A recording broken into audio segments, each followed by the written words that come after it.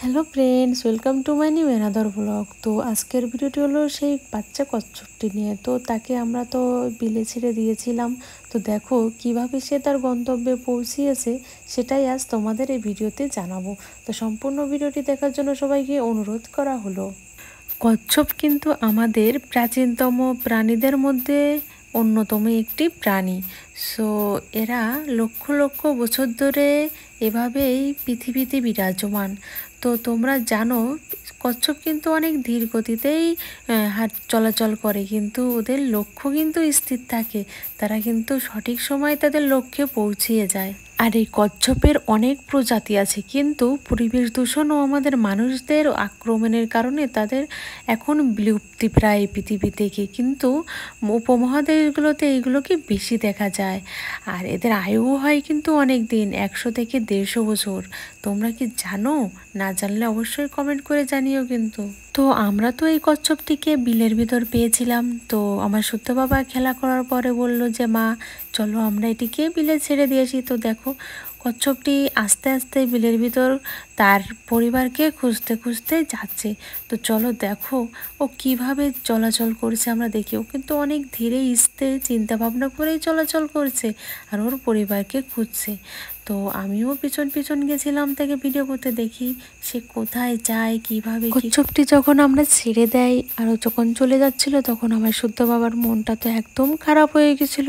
শুধু বলছে মা আমি এবার কার সাথে খেলা করবো? তো আমি বললাম বাবা তুমি অন্য কোনো একটা প্রাণীর সাথে খেলা করো, তোমার বাড়ি তো বিড়াল আছে, তুমি বিড়ালের সাথে খেলা করো। কিন্তু কচ্ছপটাকে তো আমরা আটকাতে পারি না, ওকে আমরা ছেড়ে দিতে হবে।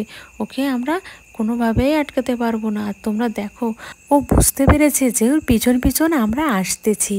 তো দেখে ও খোলসের ভিতর মাথা ঢুকিয়ে দিয়েছিল। ও কিন্তু অনেক সতর্ক। তো আমি একটু পিছু হয়ে গিয়েছি, তখন ও আবার হাঁটা শুরু করে দিই। তো আমি দৌড়ে একটু পিছনের দিকে চলে আসলাম, যাতে ও আমাকে আর দেখতে না পারে, কারণ ও পিছন ফিরে দেখছিল ওর পিছু পিছু কেউ আসছে কিনা।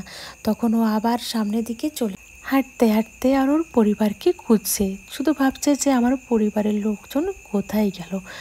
তো আমরাও পিছন পিছন যাচ্ছি, দেখি ওর পরিবারকে পাই কিনা। তা নাহলে অন্য কোনো মানুষের হাতে পড়লে তো ওকে ধরে নিয়ে যাবে। এই জন্য আমি চিন্তা করছিলাম যে ওর পরিবারতে তুলে দিয়েই তারপর আমি চলে আসবো। তো সামনে কচ্ছপটি তার মা এবং পরিবারের সবাইকে দেখতে পেয়েছে। তো দেখো কি দ্রুত এবার চলছে।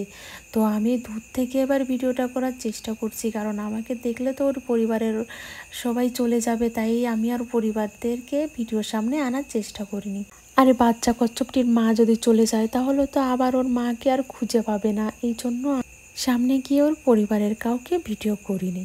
তো বন্ধুরা এই ভিডিওটি থেকে আমরা একটা জিনিসই শিখতে পারলাম যে কচ্ছপ শুধু একটি প্রাণী নয়, এটি হলো একটি শিক্ষা। জীবনে ধীরে ধীরে চললেও যদি লক্ষ্য স্থির থাকে তাহলে সফলতা অবশ্যই আসবে। এটি আমরা কচ্ছপের কাছ থেকে শিখতে পারলাম। তো বন্ধুরা ভিডিওটি যদি ভালো লেগে থাকে অবশ্যই লাইক কমেন্ট শেয়ার করে